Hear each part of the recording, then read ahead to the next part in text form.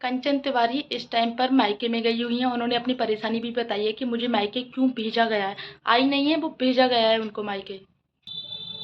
Hello friends, welcome back to my YouTube channel Rajni Brajwasi blog. कैसे हो guys? I hope अच्छे होंगे। मैं भी बहुत अच्छी हूँ। तो गाइज, यूट्यूब पर आपको पता है आजकल क्या चल रहा है। जो एंगेजमेंट हुई है नेहा की, उस टाइम से लेके अब तक कंट्रोवर्सी लगातार चल रही है। लगातार मतलब डे बाय डे बढ़ रही है, लेकिन वो कम नहीं हो रही। उसमें लोग और जुड़ते जा रहे हैं कंट्रोवर्सी में। पहले 2 लोगों के बीच में थी, 2 से 3 4 5 लोग और डे बाय डे बढ़ते जा रहे हैं। तो अभी जो जस्ट नाम जुड़ा है वो जुड़ा है नेहा की देवरानी का, जो पिछले कुछ टाइम से वो ब्लॉग नहीं बना रही थी। बहुत कम ब्लॉग बनाती हैं। तो उनकी टॉपिक पे बात करते हैं, क्योंकि उनको इस टाइम सपोर्ट की, ऐसा लगता है उनको सपोर्ट की बहुत ज़्यादा ज़रूरत है। तो सबसे पहले स्टार्ट करते हैं गाइज कि जब से नेहा की एंगेजमेंट हुई है, उन्होंने एक लाइव किया था। नेहा की देवरानी ने लाइव में लोगों ने क्वेश्चन पूछे थे। क्वेश्चन में उन्होंने बताया था कि मुझे इनवाइट नहीं किया गया, मुझे बुलाया नहीं गया, इसलिए मैं नहीं गई। उधर से रिप्लाई आता है लाइव में कि आप बुलाने लायक नहीं थे, आपने बुलाने लायक काम नहीं किया था, इसलिए आपको नहीं बुलाया गया। तो एक तरफ से चिंगारी भड़की, दूसरी दूसरी तरफ से भी उसमें और घी डाल दिया गया, तो वो बड़ी चिंगारी बन गई। अभी रिजल्ट ये आया है सब चीज़ का निकल के कि देवरानी को घर छोड़ के जाना पड़ा है, यानी कि अपना ससुराल छोड़ के वो अपने मायके में गई है।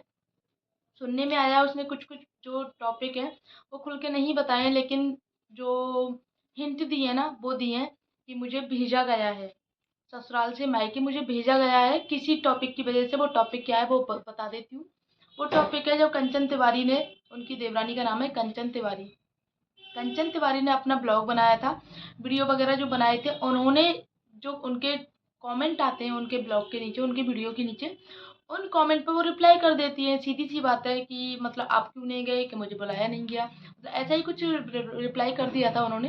तो इस बात से नाराज नेहा ने, इस बात से नाराज हो गई। और कई बार कंचन तिवारी ने बोला है कि मेरे कई बार मैंने कुछ भी ऐसा वीडियो बनाया, कुछ भी किया तो मेरे चैनल डिलीट करवा दिए, मेरी आईडी डिलीट करवा दी। मेरा कई बार मतलब मैंने यूट्यूब पर कई कई चैनल बनाए हैं, कई कई मैंने यूट्यूब पे इंस्टाग्राम पे आईडी बनाई है, हर बार मेरी आईडी डिलीट हो जाती है और मैं नई आईडी के साथ में आ जाती हूँ।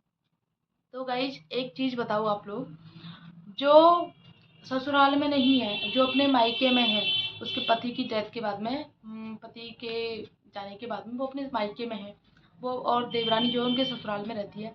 देवरानी पूरे घर का काम, सारी चीज़ें, सास ससुर की जिम्मेदारी, जो एक घर की बहू होती है ना, वो सारी जिम्मेदारी वो निभाती है। लेकिन वहाँ उसको, उसकी वजह से, ये कंचन तिवारी का कहना है कि मुझे वहाँ रहकर भी उनकी वजह से मुझे परेशानी होती है।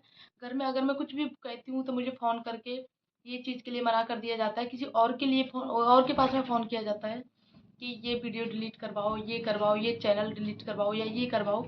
तो कई बार मेरे चैनल जो हैं, वीडियो वगैरह डिलीट करवा दिए गए हैं। और अभी रिसेंटली उनकी एंगेजमेंट के बाद में अभी पता नहीं क्या हुआ क्या नहीं हुआ, लेकिन उड़ती उड़ती खबर ये आई है कि नेहा जाने वाली है जबलपुर। जबलपुर उनका अभी रिसेंट जो पास्ट जो ससुराल था वो भी जबलपुर है, और अभी जो ससुराल है वो भी जबलपुर में है। वो जाने वाली है न जबलपुर। तो जबलपुर जाएंगी तो अपने पहले वाले ससुराल भी जाएंगी, तो वो उसकी देवरानी को पहले ही वहाँ से भेज दिया गया है उसके मायके।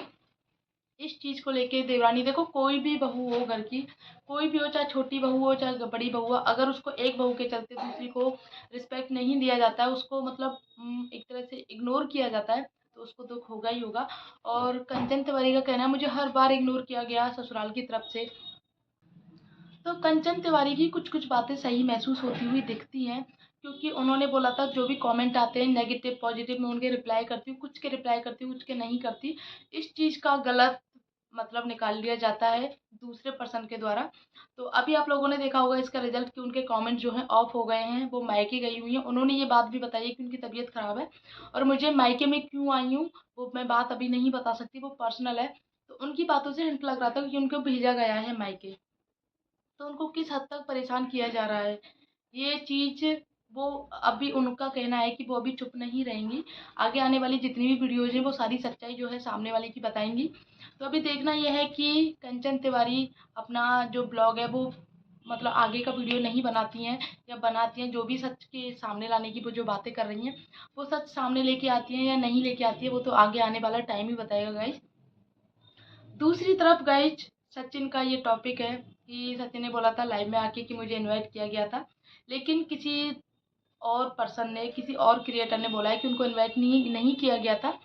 पर्सनली इनवाइट किया गया था, बाकायदा सारी फैमिली के द्वारा इनवाइट नहीं किया गया था। जब वो पहुँचे तो उन्हीं की फैमिली मेंबर के द्वारा उनको मना कर दिया गया। तब वो वहाँ से लौट के आ गए और वो उस पार्टी फंक्शन में नहीं गए। तो इसी वजह से नेहा की उसमें कोई गलती नहीं थी, ये सचिन ने बताया था। और लग भी नहीं रही है कि ऐसा लग रहा है कि उन्होंने इनवाइट किया था, कि बाकी फैमिली के द्वारा नहीं किया गया था, तो इस वजह से वो नहीं गए।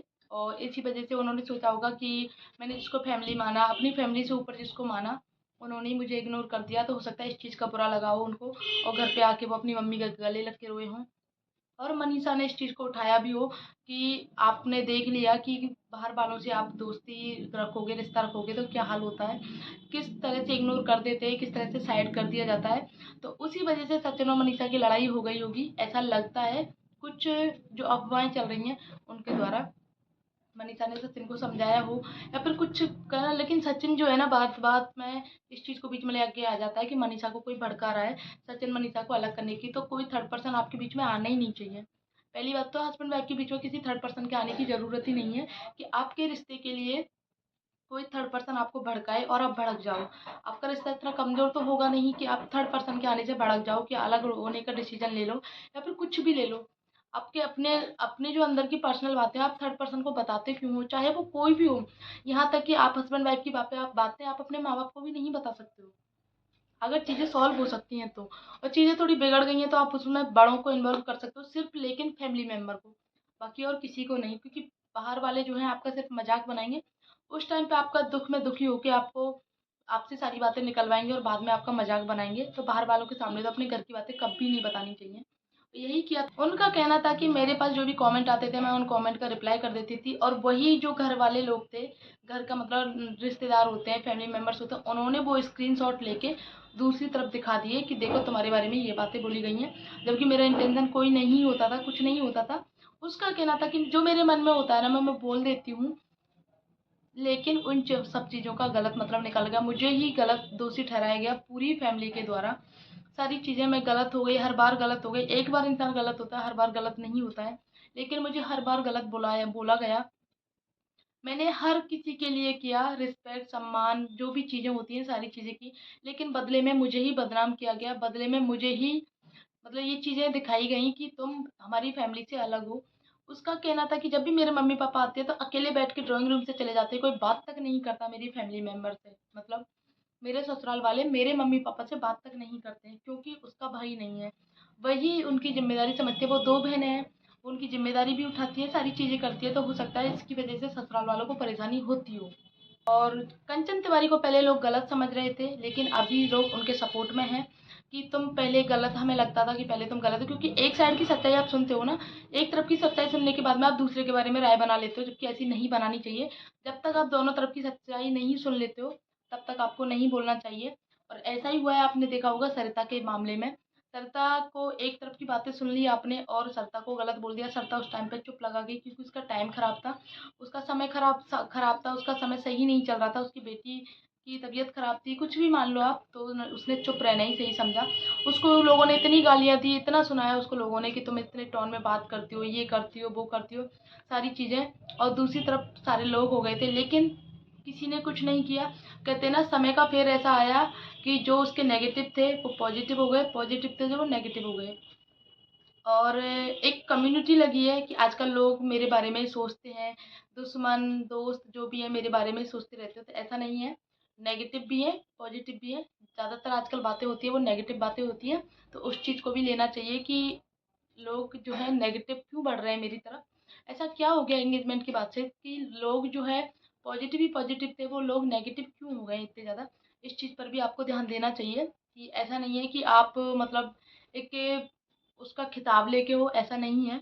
काफ़ी बड़े बड़े यूट्यूबर हैं, उसको रोस्ट किया जाता है, तो यूट्यूबर को अगर रोस्ट करता है कोई, इतनी बड़ी बात नहीं है। बड़े यूट्यूबरों को रोस्ट किया जाता है और रोस्ट करते ही आप वायरल होते हो। लोग जो रोस्टिंग के वीडियो हैं, हो सकता है कि आपके सब्सक्राइबर नहीं हो, उनके पास भी आपकी वीडियो पहुंचती हो, वो फिर आपके पास में आके आपकी वीडियो देखते हो, आपको सब्सक्राइब करते हो, आपका वॉच मतलब आपकी वीडियो वॉच करते हो। तो रोस्टिंग के द्वारा भी आपका चैनल ग्रो होता है, तो उस चीज़ को नहीं भूलना चाहिए।